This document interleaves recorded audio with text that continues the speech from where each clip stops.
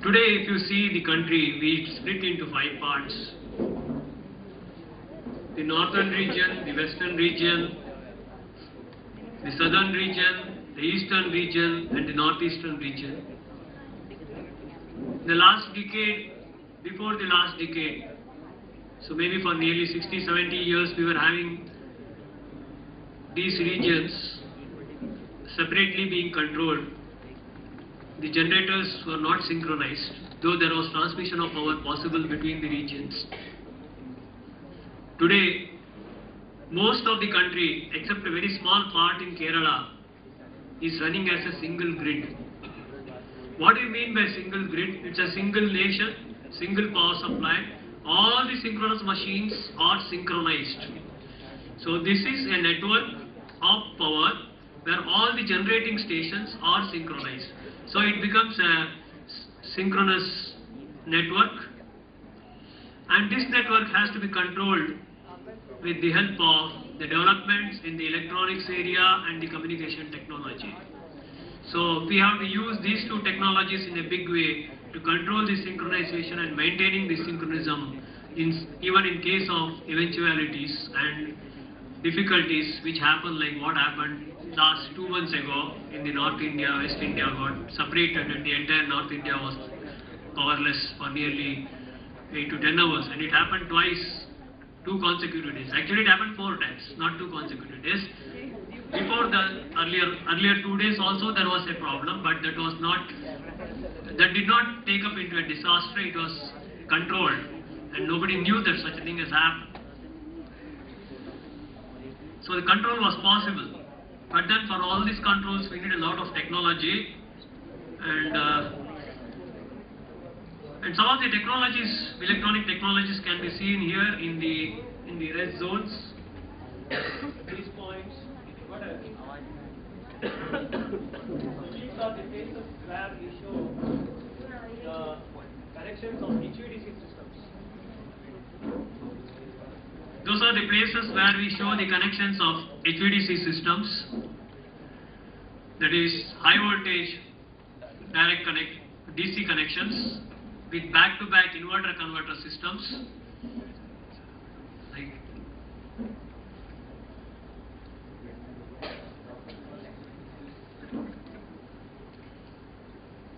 So these are the back-to-back connection systems.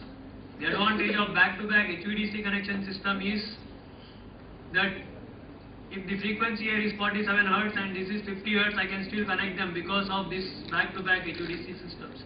And by that, we have made the frequency independent. So the parallel operation is frequency independent in that case. So we also have bulk transmission of power system using the HVDC. We have got the copper CADA here somewhere that is transmitting to Mumbai, Chandrapur. Here it is Chandrapur.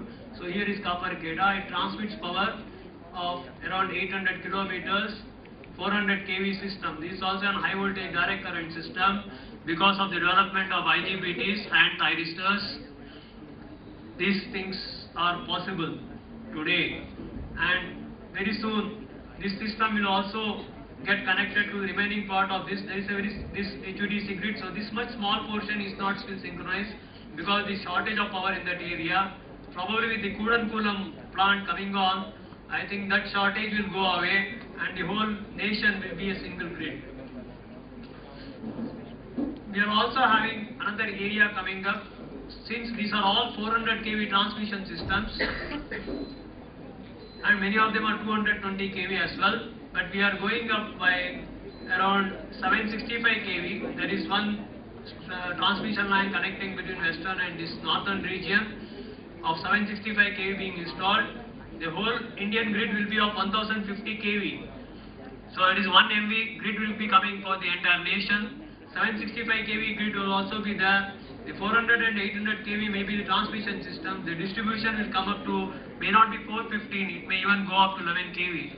You may get a transformer at your house or in your complex, next to your complex at 11 kV, from which you will tap your power supply and then step it down to 415 kV, 415 volts. So that's the status of power system. I'm not going to talk much on power systems. I feel many of you may get bored.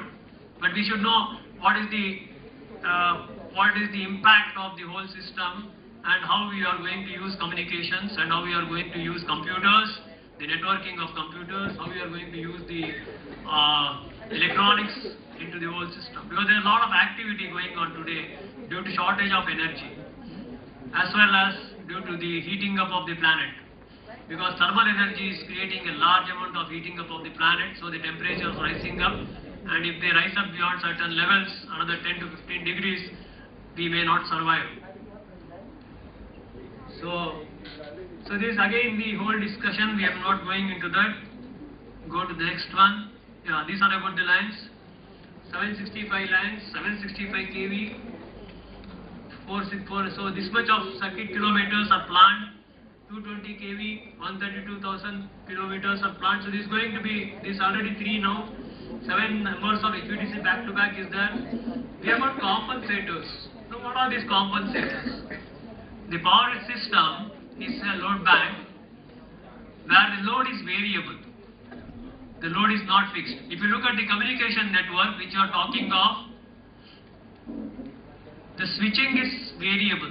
You switch on whenever you want to talk and somebody else is hearing the moment you switch it on. So the line comes on activated. So the switching is variable there. So the structure of the system is continuously changing.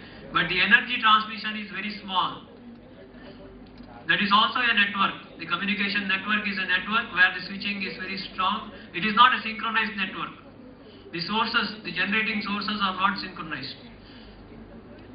The loads are not very heavily demanding. But the switching aspect is a very heavy demanding system because hundreds and thousands and millions of switching on and switching off is going on there. Whereas here we have the power network where we switch it on to compensate for controlling the voltage, controlling the power supply, real power and reactive powers. We need switching on. So switch capacitors and switch inductors, using thyristors, they form a major role. The control of all this is by using fiber optics and other sorts of signal which can be transmitted fast and properly. Effectively they can be done. So this is the entire power map of India, how the transmission lines are being connected. We are not going into the details of that, we don't have time for that. So this is the general scenario of the increase. Up to 1979 or 1980s we had 220 kV, some of the 400 kVs came in 1980s and 1970s to 80s, and 1990 we had the 500 kV HVDC system. Then we had the 765 HVDC, the 765 kV system which is coming up. Experiments are going on and also lines are being switched on now. So CPRI is Central Power Research Institute is working on this. 800 kV HVDC system is also in vogue now, and a 1200 kV system is also being implemented. It's in the drawing boards. So by 2014 or 15 we'll have this, and 800 kV may come up in a year or two.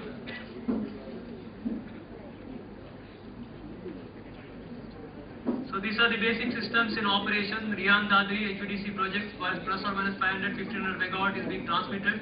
Vindhyachal back-to-back substation is HVDC. Chandrapur back-to-back substation. Talcher Kolar system. So we have got the other HVDC systems. Kazukawa station, Vijayawada, Bhiwandi, Balia and Sasaram BB stations. So these are the different HVDC links coming up in the country, or they are already existing, both.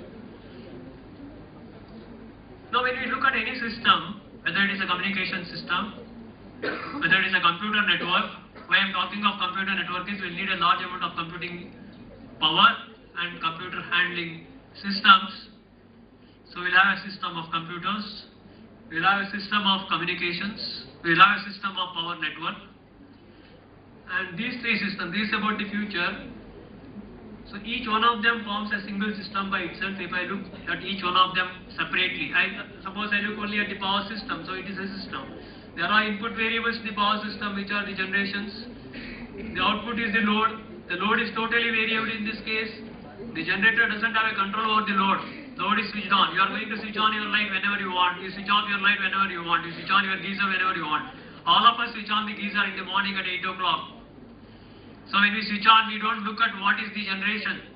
We don't have an idea. We expect that the power will come to our house whenever we want it. During Diwali we connect. During Lakshmi Puja we light as much lights as we want. It is just we go on connecting light across without considering the load, without considering whether the generator can supply it. And if the generator fails at that time, we say it is अशुभ. बहुत अशुभ हो गया, सब light चले गए. हम कभी सोचे ही नहीं कि शुभ क्या है, अशुभ क्या है.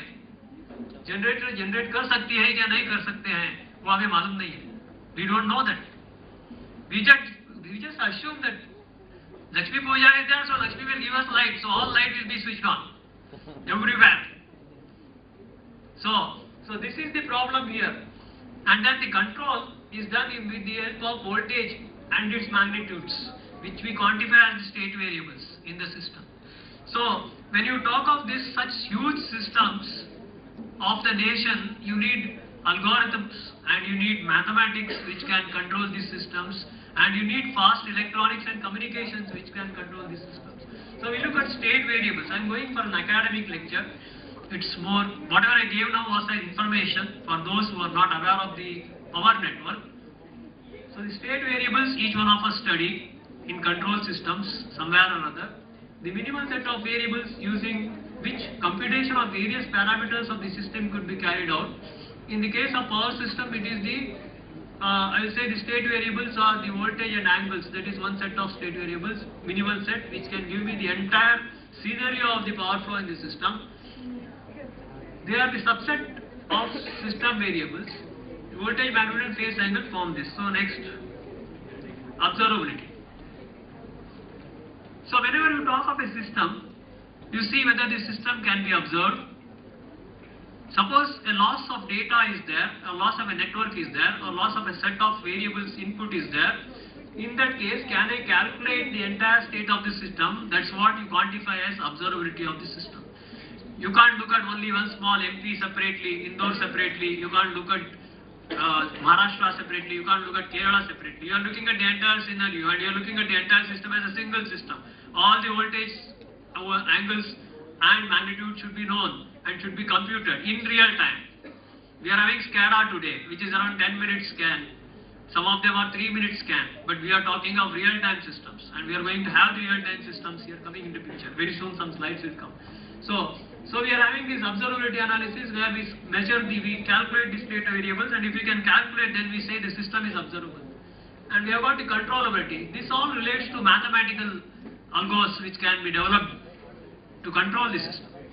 So controllability, it is related to the possibility of forcing the system into a particular state by using an appropriate control signal. Like suppose some portion of North India or Northeast India is drawing a large amount of power which happened, or there is some line which is getting overloaded because we don't know why it happened. The power failure for 2 days in North India, it was a news throughout the world. One of the huge countries is losing power for 2 days and can remain without power because the maximum amount of power that can be lost, the time for that for Japan is 4 minutes per year. If in Japan, if you lose power for the 5th minute, many heads will roll, right from the power minister to all the people handling the power plants may have to leave their jobs. Whereas in India, we had 2 days without power. So our things are different, their things are different. The process of determining the equations that govern the modern dynamics is called system identification. System identification also involves a large amount of network structure identification. Like your communication systems, we have got power systems where the switches are opened and closed. Right now I was talking of the switches in the auditorium where you switch on and switch off. But when you talk of switches which are the circuit breakers, which are transmitting power in a big way, and one of them is closing or opening, that has a very great impact on the structure of the entire big network of the power network, and the power network may collapse or may get into a alert state or a security related state. So we are going in for the studies in power system. I hope some of you are from electrical. I'm not aware of how many are from electrical, but assuming that you are from electrical, the electronics and communication also will have a lot of work to do in these areas. Today we have got, what we do in load flow analysis is we compute the nodal analysis of the system. Like when we give you the examples in first year and second year, all the students have to do a basic electrical engineering and we tell you to solve Kirchhoff's current laws and Kirchhoff voltage laws. Normally all of us solve the Kirchhoff voltage laws, but when it comes to Kirchhoff voltage and current laws where we have to solve the node equations, we try to avoid that question. Either the student doesn't want to answer that question, or the teacher asks the question, instead of asking for a 4-loop question or 3-node question, he will ask for a only 2-node or a single node question, with the other node being the ground reference, and then tell him to write the A. So there is a sense, there is a possibility, or there is a tendency, you can say, where the Kirchhoff node analysis is not to be used in a big way, but it is basically what we are doing is we are using the Kirchhoff node equations. And using these equations, we solve the entire power network and we quantify it as, and using that we find out the voltage across the network. So that was one set of A where we can find out the voltages and angles.